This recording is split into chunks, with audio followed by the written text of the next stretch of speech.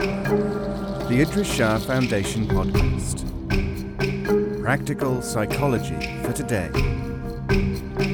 Featuring the works of Idries Shah, narrated by David Ault.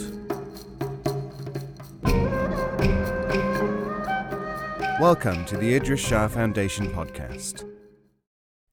In this edition of the podcast, we will hear selections from The Secret Law of Magic by Idries Shah. This audio is made available by the Idries Shah Foundation. Chapter 4. A Book by the Devil. The Grimorium Verum. The Grimorium Verum, the true grimoire. This is one of the most interesting of magical rituals, which include the famous grimoires or black books of the sorcerers. It is, in fact, nothing less than a magician's handbook, containing in small compass the entire rites of preparation, identification of spirits, conjuration, and the alleged achievement of the operator's every desire. A prominent churchman of my acquaintance, who has taken some interest in the rituals of magic, calls this a book by the devil. It does not come under the heading of a complete and original work, for there is no known magical book which fulfills the requirements of original authorship. Occultists sometimes delight in making petty distinctions between composite and other rituals. The fact is that every extant book of spells, charms, divination, or magical conjuration, whether working through the power of God, of the devil, of demons or angels, of flowers, stones or familiars, crystals or visions, is a work which has gone through innumerable hands, been edited and re-edited, and translated in many cases 2 or 3 times between different languages. Hence, when, for example, we find that some of the processes in the present work are closely allied to or are identical with some part of the Key of Solomon as we know it, we are not justified in saying, "Here is something interpolated from the Key of Solomon, a later edition. This is a composite ritual." In the present state of magical knowledge, we would be equally at liberty, and even more justified, in saying that, for all we know, the Grimorium Verum is more original than the Key, or that it is one of the original books of the Library of Hermes, or even the magical libraries of the Babylonians. No, the grimoires should be studied from any point of view but that of bibliographical criticism, for here we have absolutely no criteria to apply, and the confused attempts by various commentators to judge the grimoires from a semi-scientific standpoint serve only to make their work more ridiculous than they believe the grimoires themselves to be. There are, however, matters of general interest that can bear commentary in relation to the various versions of the Grimorium Verum. The oldest form in which it is known to us is in a printed volume, supposedly published by Alibek the Egyptian at Memphis 1517. In actual fact, unless the title page merely reproduces a page of the reputed manuscript original, it is not possible, from the typeface, binding, phraseology, and so on, that this book could date from such an early time. Deliberate deceit? More likely that the publisher wanted to escape from the possible consequences of publishing a book of black magic in Rome. Alibek, or Ali Beg, could be the name of an Egyptian after the occupation of that country by the Osmanli Turks, for he bears one of the titles of this conquering people. The title continues. Grimorium Verum, translated from the Hebrew into French by Plagiaire, Jésuite Dominicain, obviously a dig at Catholicism here, with a collection of curious secrets, the true clavicles of Solomon. Now, there were developed during the troublous days of struggle between magicians and the church certain conventions whereby something in the nature almost of a truce came into operation in the field of magic. whereas originally the clerical opinion was that all magic outside essentially religious rituals was nothing less than the black art. During the centuries, the effect of the magical research schools of Arabian Spain caused a shift in attitude. Henceforth, magic became officially understood as divided into the twin categories of black and white. The actual determination of which was which caused, as may be imagined, a considerable amount of trouble. Eventually, however, three main forms of white magic emerged. In the first, Christianization of the rites and formulae became the rule. The appeal to God was made in the name of Jesus Christ, and allusions to the New Testament were common. The older form, that which was based upon Judaism, continued in its own way, probably nurtured by Jewish necromancers. This preserved the purely Semitic approach, pentacles instead of crosses, agla and tetragrammaton in place of Christian phrases. The third and last form seemed to make no direct appeal to an all-powerful deity, and was named natural magic. In this category came several forms of alchemy, divining, crystal gazing, and semi-occult pseudosciences. The black art was roughly divided into two sections. The first was that of the traditional Christian concept of the devil and the pact that was made with him, to exchange a man's, or woman's, immortal soul for material advantages, and subject to a strict time limit. The second type of black magic did not involve quite such harsh penalties.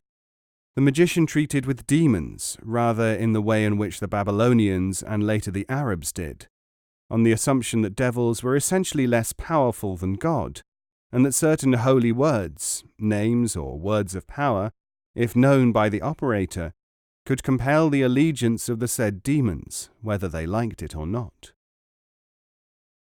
Man, therefore, may have been at the mercy of demons in his normal state, but the acquiring of knowledge of the words of power more than evened up the odds. Considered to appertain to black magic, too, was any process designed to harm, maim, or cause suffering to anyone. Such effects would be accomplished either through the pact with Satan or by compelling demons to carry out dastardly schemes. It is self-evident, of course, that works of destruction had perforce to come under the heading of the black art, since all white magic concerned itself with operating through loaned divine power, which would not be granted for illegal, immoral, or sinful acts. Here it may be instructive to mention a sort of intermediary type of magic, used much by the Arabs and probably derived from Assyria. This consisted of the utilization of the supposed powers of jinn or genies, which are neither entirely good nor completely evil. In this they rather seem to resemble humanity, for they are capable of exercising whatever function they are constrained to perform. There are, it is true, good jinn and bad ones, males and females. Those which tradition says were imprisoned by Solomon in the brazen vessel and cast into the sea were almost all evil. But there are a number which are good, and some uncertain ones. They may be likened to a symbolic recognition of the possibility of the reality of a magical power, which can be harnessed to the will of the operator. It is interesting to note in this connection that at least one modern Arabian occult writer has likened the jinn to electricity. Jinn are, he explains, either good or bad, depending upon how you use them. They are an undoubted force, which exists everywhere, but their using depends upon certain requirements. We do not know their exact nature, any more than anyone knows what electricity actually is. To return to the Grimorium Verum. This book, by traditional definition, belongs to black magic, insofar as it tells the operator how to conjure what it admits are demons. Exponents of high magic could, however, equally plausibly argue that since the operator is not submitting his soul to the said demons, and since he can control them and protect himself from them, the work could belong to white or high magic. It may be a distinction which, for its completion, depends upon the use made of the book by the individual operator himself. The contents of the grimoire may be summarized thus.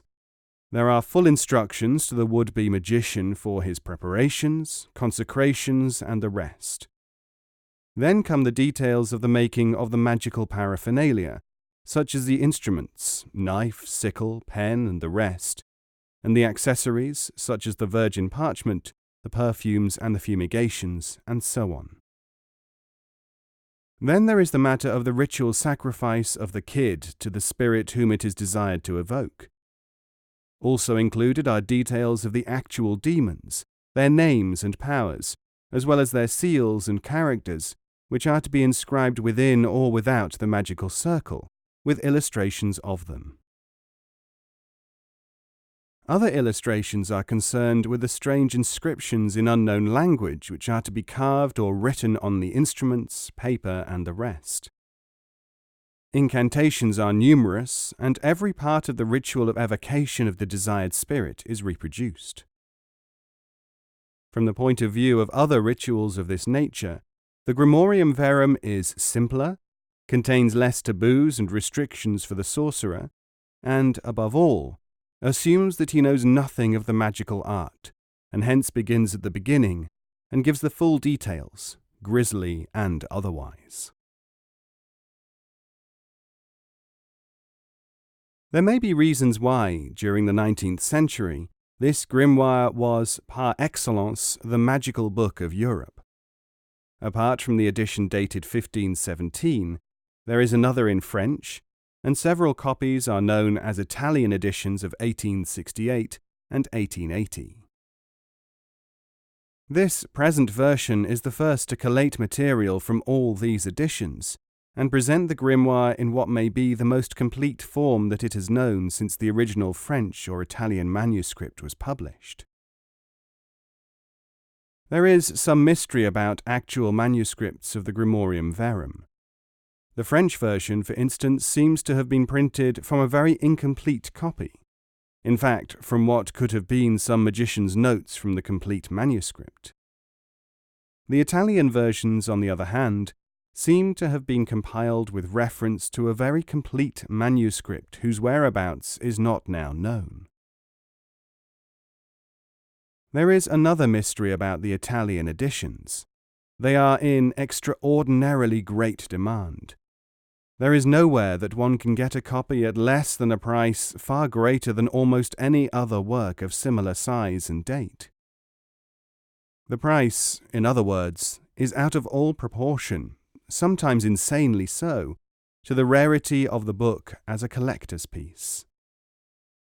This means that quite a number of people are buying the Grimorium Verum for purposes other than mere collection. If they are buying for study and research, why has there been no recently edited English translation of the book? There is no answer possible to these queries.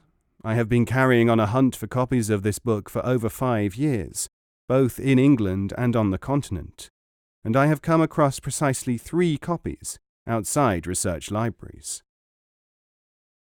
One was sold in my presence for 100,000 francs, then £100, and the third was offered me 6 weeks ago at £70.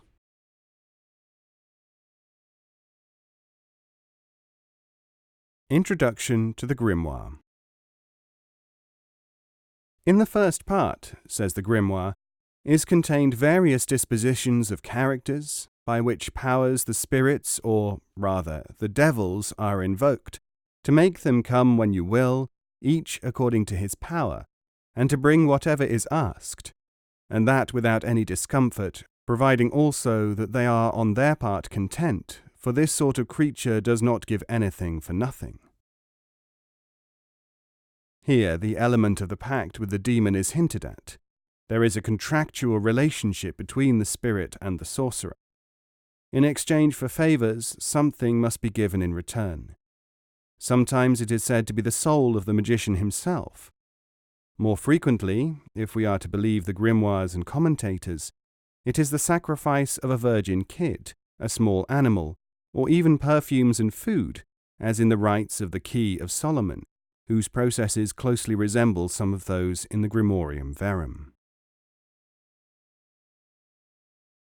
The introduction continues that the operator will also find in the first part of the book the means of calling the elemental spirits, whether those of air, earth, sea, or the infernus, according to their correspondences. In the second part, we are told, are taught natural and supernatural secrets, which operate by the power of demons. You will find the manner to make use of them, and all without deceit. This proneness to deceive humanity seems deeply embedded in the demoniac character, and disobedience and cunning must be met and matched with fearlessness and superior knowledge.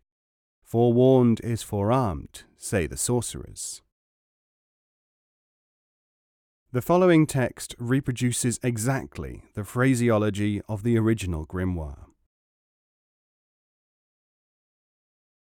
In the third part, you will find the key to the work with the manner of using it, but before starting this, it will be necessary to be instructed in the following. There are 3 powers, which are Lucifer, Beelzebub, and Astaroth. You must engrave their characters in the correct manner and at the appropriate hours. Believe me, all is of consequence, nothing to be forgotten. You must carry the said character with you. If you are male, in the right pocket, and it is to be written with your own blood, or that of a sea turtle. You put at 2 half circles the first letter of your name and surname, and if you wish more, you draw the character on an emerald or ruby, for they have great sympathy with the spirits, especially those of the sun, who are the most knowledgeable, and are better than the others. If you are a female, carry it, the character, on the left side between the breasts, like a reliquary, and always observing, as much as the other sex, to write or have engraved the character on the day and in the hour of Mars. Obey the spirits in this, that they may obey thee. The spirits who are powerful and exalted serve only their confidants and intimate friends, by the pact made or to be made according to certain characters at the will of Singambuth or of his secretary.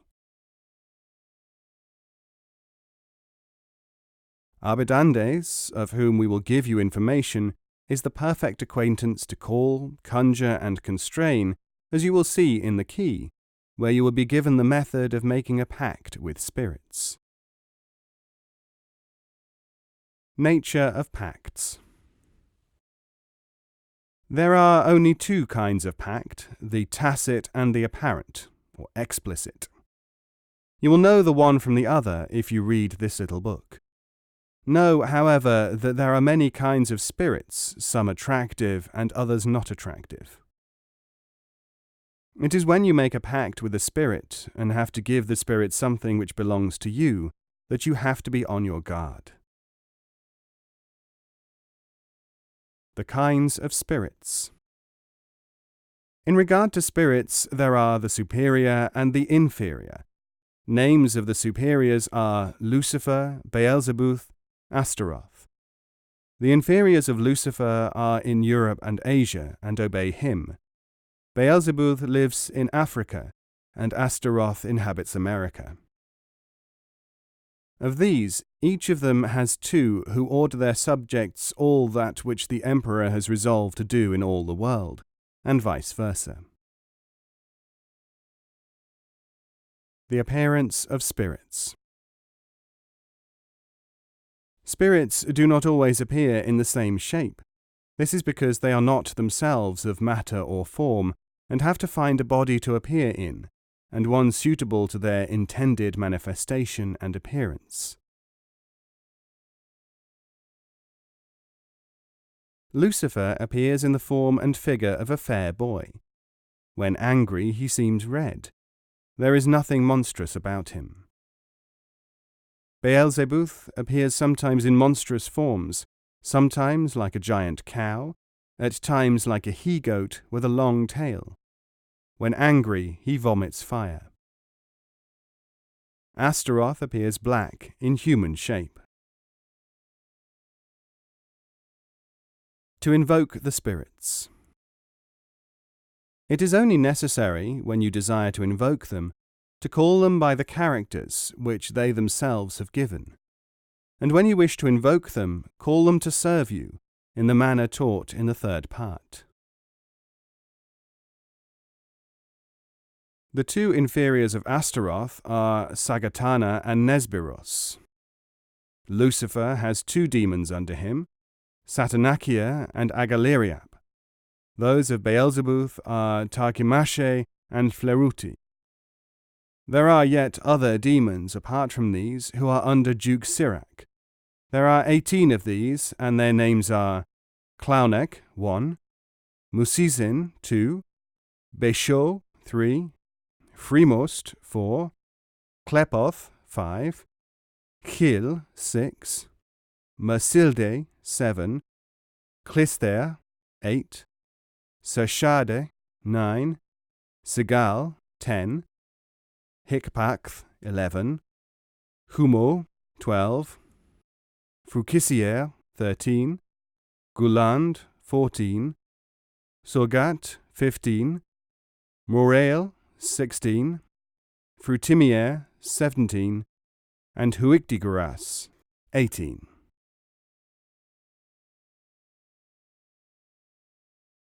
The second part of the SSJ. Agla, Adonai, Jehovah. There are other demons, but as they have no power, we shall not speak of them. The powers of the 18 above-mentioned ones are these.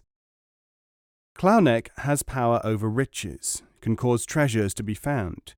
He can give great riches to he who makes a pact with him, for he is very much loved by Lucifer. It is he who causes money to be brought. Musisin has power over great lords, teaches all that happens in the republics and the affairs of the allies. Besho has power over storms and tempests, rain and hail, and other natural forces. Fremost has power over women and girls, and will help you to obtain their use. Klepoth makes you see all sorts of dreams and visions. Hil makes great earthquakes. Masilde has the power to transport anyone in an instant anywhere. Klister allows you to have day or night, whichever you wish, when you desire either. Sashade makes you see all sorts of natural and supernatural animals. Hikpakth will bring you a person in an instant, though he be far away. Humo can bring you any book you may desire. Sigal will cause all sorts of prodigies to appear. Frukisier revives the dead. Guland causes all illnesses. Sorgat opens every kind of lock. Morael can make anything invisible. Frutimier prepares all kinds of feasts for you. And Huictigaras causes sleep in the case of some, and insomnia in others. Under Satanachia and Satanishii are 45, or according to others 54, demons.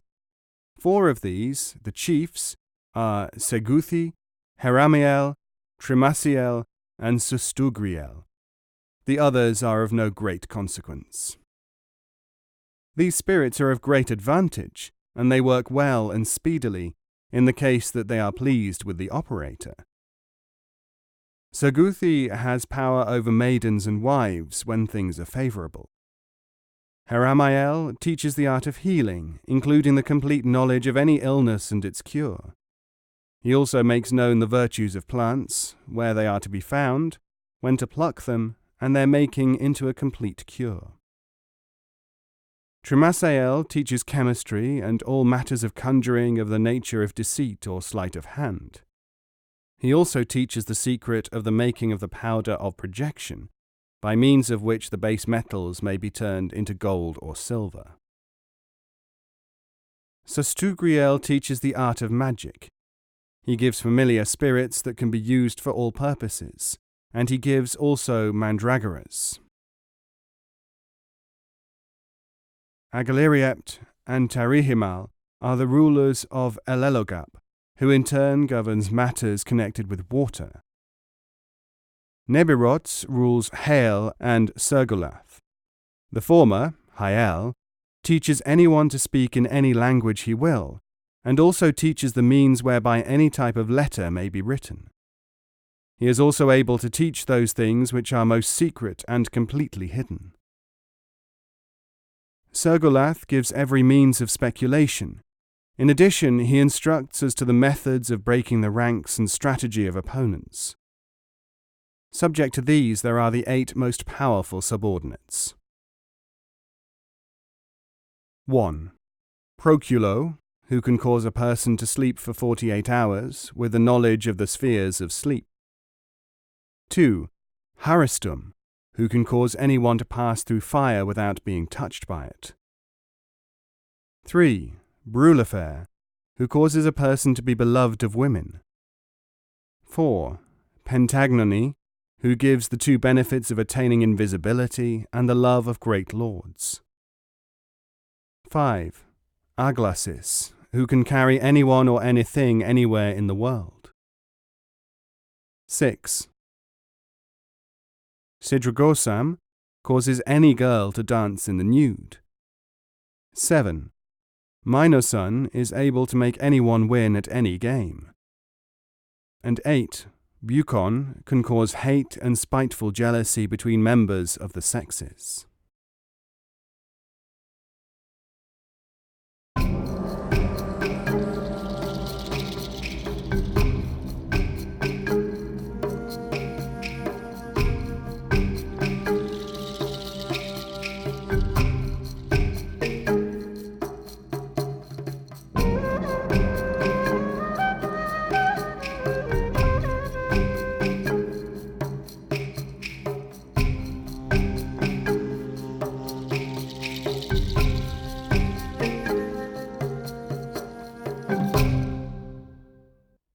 This podcast is copyright 2018, the Idries Shah Foundation.